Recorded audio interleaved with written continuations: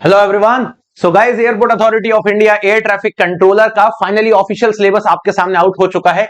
और जैसा कि आप लोगों को मैंने हमेशा से बोला था कि बेटा एटीसी का जॉब है, फिजिक्स और मैथमेटिक्स बिना पूछे लेगा नहीं। एग्जाम कंडक्टिंग बॉडी कोई भी हो सकती है, चाहे वो आईबीपीएस हो, चाहे वो टीसीएस हो, कोई भी एग्जाम कंडक्टिंग बॉडी है, ये सब उनका काम होता है। बट दैट डजंट मीन कि वो अपने जो लोगों को जिनको रिक्रूट करना है उनके सिलेबस को ही चेंज कर दे या उनके एग्जाम पैटर्न को ही चेंज कर दे। तो मैंने हमेशा से आपको बोला इस नेगेटिविटी से दूर रहें, ये एटीसी का जॉब है। और आप देखोगे कि आज एटीसी का फाइनली ऑफिशियल सिलेबस भी आउट हो चुका है, एडवर्टाइजमेंट नंबर 5/2022 का। और इसके पहले जो आपने एडवर्टाइजमेंट नंबर देखा था एटीसी का जो आया है वो भी कौन सा है, 5/2022।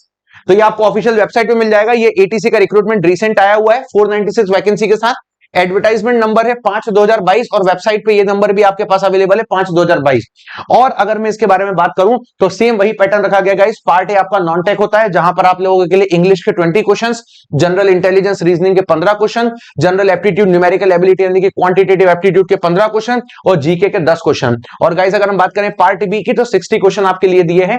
यहां पर एक बच्चे को हमेशा डाउट होता है, जो मैं हमेशा से बोलता आ रहा हूं कि बेटा आपके पेपर में 12th क्लास की फिजिक्स पूछी जाएगी, क्योंकि यहां पर लिखा रहता है maths in concept and application, physics in concept and application at 10+2 level, जहां पे 30 क्वेश्चन होते हैं। कोई नेगेटिव मार्किंग नहीं होती है, ना पहले थी ना आज है। और कुछ बच्चों को यहां पे ये डाउट होता है वो 11th की फिजिक्स भी पढ़ने लगते हैं। तो भाई मैं आपसे हाथ जोड़ के बोलता हूं कि लास्ट टाइम भी एटीसी का यही सिलेबस था, इसके पहले 2022 में भी यही सिलेबस था। लेकिन अगर आप मुझसे 2022 के पहले का पूछने जाओगे तब वो 10+2 नहीं लिखता था, क्लियर। और 2022 में पहली बार एटीसी ने 10+2 लिखना चालू किया था, तब से वो सिर्फ पिछले 2 रिक्रूटमेंट से 12th क्लास का ही पूछता है। तो गाइज आप लोगों से रिक्वेस्ट है कि प्लीज अपने टाइम को किल मत करिएगा। कहीं पर भी यूट्यूब पर हो या कुछ भी हो, कहीं पर भी अगर आपको इस तरीके की बातें हैं तो मत करिएगा।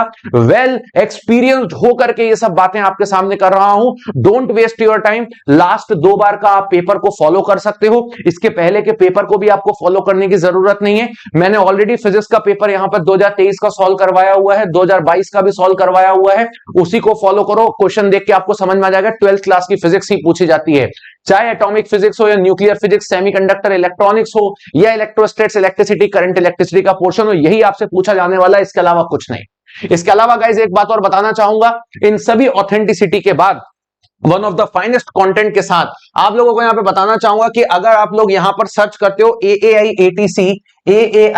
एटीसी टेक्स्ट बुक, गूगल पे नॉर्मली भी अगर आप सर्च कर लोगे या यहां पे आप देखोगे तो गाइस आप लोगों के लिए 25 तारीख से विक्ट्री बैच लॉन्च होने वाला है। ये 25 तारीख से जो विक्ट्री बैच लॉन्च होने वाला है, आप लोगों के लिए उसी तरीके से पढ़ाने वाले हैं चीजें जैसे लास्ट टाइम से पढ़ाते आए और नंबर ऑफ स्टूडेंट्स का सिलेक्शन हुआ है।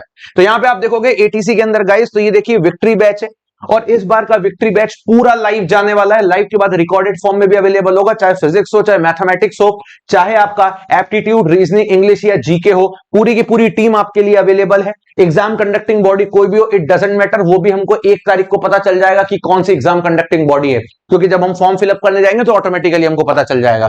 देन इसके बाद अगर हम बात करते हैं तो गाइज आप लोगों के लिए यहां पे इस बैच के साथ साथ मेरी पर्सनल मेंटरशिप के साथ सारे फैकल्टीज अवेलेबल हैं।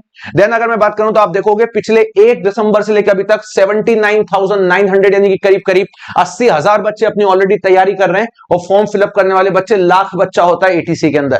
तो आप सोचो ऑलरेडी सारे बच्चों के साथ आपका कंपटीशन यहां पर अवेलेबल है। 220 worst one of the finest test आपको दिए हैं, और भी टेस्ट इसके अंदर हम लोग कुछ मॉडिफाई करके इनको एड्स करने वाले हैं आप लोगों के लिए। और बेटा लेकिन आज आप लोगों के लिए एक बहुत प्यारा दिन है, वो दिन ये है, नॉर्मली एटीसी के 6 मंथ्स का सब्सक्रिप्शन जो होता है वो 3500 का होता है, लेकिन आज ये सब्सक्रिप्शन बहुत ही कम प्राइस में आपको मिल रहा है। दशहरे के उपलक्ष्य में 6 मंथ्स का प्राइस 3359 है।